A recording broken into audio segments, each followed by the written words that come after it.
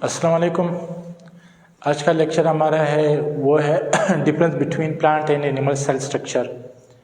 आज के इस लेक्चर में हम ये पढ़ने वाले हैं कि प्लांट और एनिमल सेल के स्ट्रक्चर में क्या फ़र्क है। ऐसे कौन सी चीज़ें हैं जो प्लांट सेल के अंदर है और एनिमल सेल के अंदर नहीं है, या फिर वो ऐसे कौन सी चीज़ें हैं, ऐसे कौन से स्ट्रक्चर्स हैं जो फिर प्लांट्स एनिमल सेल के अंदर हैं लेकिन वो प्लांट सेल के अंदर नहीं है। वैसे इन दोनों स्ट्रक्चर्स में सेल और प्लांट सेल जो है प्लांट बनाते हैं और एनिमल सेल एनिमल बनाते हैं। इन दोनों में कोई ख़ास फ़र्क तो नहीं है, कोई स्पेसिफिक इसमें कोई डिफरेंस नहीं है, लेकिन जो छोटा मोटा फ़र्क है आज उन छोटे मोटे फ़र्क को हम थोड़ा सा देखेंगे आज के लेक्चर में। सबसे पहले कॉमन चीज़ें देखते हैं जो कि दोनों के अंदर हैं। राइबोसोम्स आपको यहाँ पे एनिमल सेल में भी नज़र आएगा और प्लांट सेल में भी आपको बहुत सारे राइबोसोम्स आपको नज़र आएंगे। माइटोकॉन्ड्रिया आपको एनिमल सेल में भी नज़र आ रहा है और एनिमल सेल में भी नज़र आ रहा है। इसी तरह गोल्जी बॉडी या गोल्जी एपैरेटस आपको animal cell and plant cell में दोनों में आपको नज़र आ जाएगा। इसी तरह जो सेल मेम्ब्रेन है या जो प्लाज्मा मेम्ब्रेन है आपको कहाँ पे भी नज़र आएगा, एनिमल सेल में भी नज़र आएगा और प्लांट सेल में भी नज़र आएगा। फ़र्क सिर्फ इतना है कि प्लांट सेल में जो प्लाज्मा मेम्ब्रेन है या जो सेल मेम्ब्रेन है वो जो है सेल वॉल के अंदर पाया जाता है, सेल वॉल के नीचे पाया जाता है। लेकिन जो एनिमल सेल में जो प्लाज्मा मेम्ब्रेन है, जो सेल मेम्ब्रेन है वो आउटर लेयर है, ठीक है। वहाँ पे वो इनर लेयर है अंदर की तरफ और यहाँ पे जो प्लाज्मा मेम्ब्रेन है वो आउटर लेयर है बाहर की तरफ। बाकी इतना कोई खास फर्क नहीं है।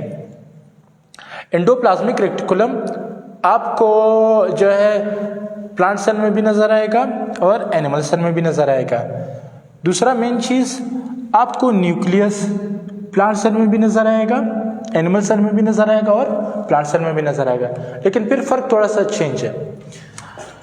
प्लांट सेल में जो न्यूक्लियस है वो थोड़े से आपको साइड पर मिलेगा। किसकी वजह से? एक बड़े वैक्यूल की वजह से।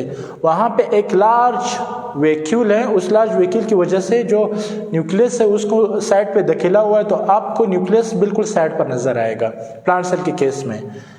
लेकिन जो एनिमल सेल के केस में जो न्यूक्लियस है वो आपको बिल्कुल दरमियान में नज़र आएगा। ये वाला आपको कहाँ पे नज़र आएगा?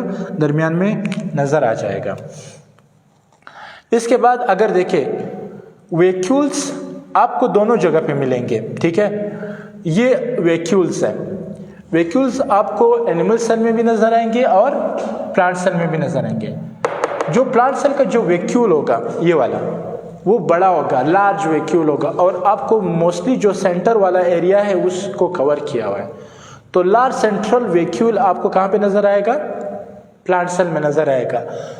वही वैक्यूल्स एनिमल सेल में भी है लेकिन थोड़ा सा फ़र्क है।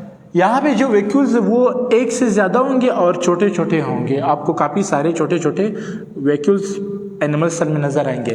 प्लांट सेल में सिर्फ और सिर्फ एक वैक्यूल नज़र आएगा, लेकिन वो वैक्यूल लार्ज सेंट्रल वैक्यूल होगा। अब यहाँ पे तो चलो हमारी कुछ बातें क्लियर होगी। जो अब हम वो स्ट्रक्चर्स पढ़ेंगे जो एनिमल सेल के अंदर है लेकिन प्लांट सेल के अंदर वो नहीं है। तो वो सबसे पहले हमारे पास है, वो है हमारे पास सेंट्रियोल्स। सेंट्रियोल्स सिर्फ और सिर्फ आपको कहाँ पे मिलेंगे? एनिमल सेल के अंदर आपको सेंट्रियोल्स मिलेंगे, ये वाले सेंट्रियोल्स। लेकिन आपको प्लांट सेल में कभी भी आपको सेंट्रियोल्स नज़र नहीं आएंगे।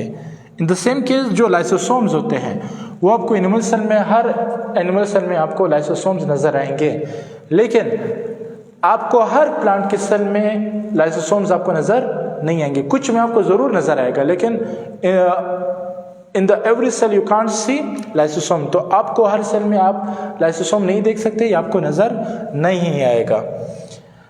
अब थोड़ा सा ये देखेंगे कि ऐसे कौन सी चीज़ें जो प्लांट सेल के अंदर है बट वो एनिमल सेल के अंदर नहीं है। वो हमारे पास है क्लोरोप्लास्ट। क्लोरोप्लास्ट प्लांट सेल के अंदर है बट एनिमल सेल के अंदर नहीं है, जैसे कि प्लास्टिड वगैरह। तो प्लास्टिड्स वगैरह भी ये किसके अंदर है? यहाँ पे प्लांट सेल में आपको मिलेंगे लेकिन आपको एनिमल सेल में आपको नहीं मिलेंगे। In the same case vacuole की तो हमने बात की। आपको जो मेन चीज़ है वो है सेल वॉल। सेल वॉल आपको प्लांट सेल में नज़र आएगा, लेकिन वही सेल वॉल आपको यहाँ पे एनिमल सेल में आपको नज़र नहीं आएगा। थर्ड डिफरेंस आपको ये बता दूं कि जो एनिमल सेल होता है वो साइज में छोटा होता है। किसके साइज से? Plant cell. प्लांट सेल का साइज थोड़ा सा बड़ा होता है और एनिमल सेल का साइज थोड़ा सा छोटा होता है। ये तो दूसरा मेन डिफरेंस है। थोड़े से और छोटी छोटी चीज़ें अगर मैं आपको बताता चलूँ, जो यहाँ पे जो फूड है वो अक्सर जो फूड से जो एनर्जी बनेगी वो यहाँ पे आपके एनिमल सेल में सिर्फ और सिर्फ माइटोकॉन्ड्रिया का रोल अदा कर रहा है। मतलब माइटोकॉन्ड्रिया ही ऐसे होते हैं जो कि फूड को तोड़कर उससे एनर्जी दिलाती हैं सेल को। लेकिन प्लांट सेल के केस में जो माइटोकॉन्ड्रिया है और क्लोरोप्लास्ट ये दोनों मिलकर सेल को एनर्जी देती हैं, ठीक है, इसके केस में। तो चलो ये तो आज हमारा लेक्चर, इंशाल्लाह कल के लेक्चर में फिर मज़ीद बातें होगी। अल्लाह हाफिज़।